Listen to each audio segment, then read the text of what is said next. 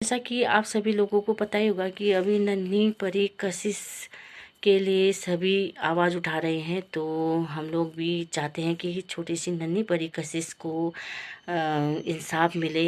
जो दर्दनाक हादसा उसके साथ 11 साल पहले हुआ था, वो दर्दनाक हादसा किसी दूसरे के साथ ना हो, इसलिए हमें ये मुहिम उठानी पड़ेगी और उस गुनहगार को सज़ा दिलवानी पड़ेगी। नन्ही परी कशिश जो आज से 11 साल पहले 6 वर्ष की थी, तो उसके माता पिता के कितने सपने रहे होंगे कि हम अपनी बच्ची की परवरिश इस तरह से करेंगे, उसकी शादी होगी, तो उन माता पिता पर क्या गुजर रही होगी ये आप लोग समझ ही सकते हैं। तो मेरी सरकार से यह विनम्र आवेदन है कि आपने जो ये फैसला लिया है, ये बहुत ही गलत फैसला है। किसी गुनहगार को जो पीड़िता है उसे सहायता देने के बजाय आपने गुनहगार का सपोर्ट किया, तो ये बहुत ही शर्मनाक बात है देश के लिए और देश की अर्थव्यवस्था, कानून सभी के लिए शर्मनाक बात है। हम लोग बहुत शर्मिंदा हैं आपके इस फैसले से, तो आपको अपना फैसला बदलना पड़ेगा, क्योंकि पूरी जनता अब रास्तों पर और सड़कों पर उतर आई है। तो इस दरिंदे को अगर अभी सज़ा नहीं मिली तो फिर कभी सज़ा नहीं मिल सकती है, क्योंकि ये खुलेआम घूमेगा और नया गुनाह करेगा।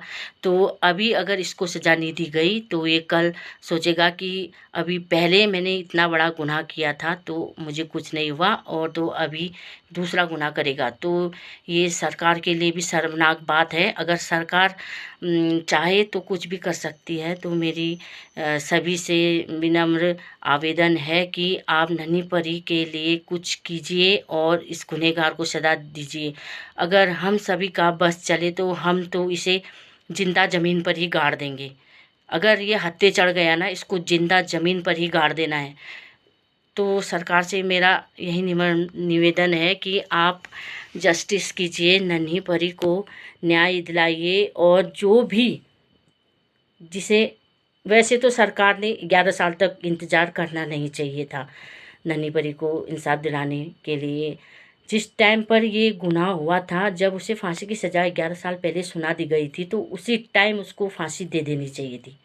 तो अभी कुछ बिगड़ा है नहीं। तो हम लोग चाहते हैं कि हम सभी जनता के लोग चाहते हैं कि आप अब अपना फैसला बदलें और उस गुनहगार को सज़ा दें, उसे फांसी की सज़ा दें या फिर उसे ज़मीन में जिंदा गाड़ दें। तो ऐसे गुनहगार दरिंदे जो 6 वर्ष की, उतनी कितनी कितनी पीड़ा हुई होगी उस छोटी सी नन्ही बच्ची को, इसको बिल्कुल भी शर्म नहीं आई ऐसी शर्मनाक चीज़ें करते हुए। इसके घर में माँ बहन बेटियां नहीं होंगी क्या, जो इसे खुद ही चुल्लू भर पानी में डूबकर मर जाना चाहिए इस कुत्ते को। तो अभी मैं आपसे ज़्यादा कुछ ना कहते हुए अपने शब्दों को यहीं विराम देते हुए बोलती हूँ, जस्टिस फॉर कशिश।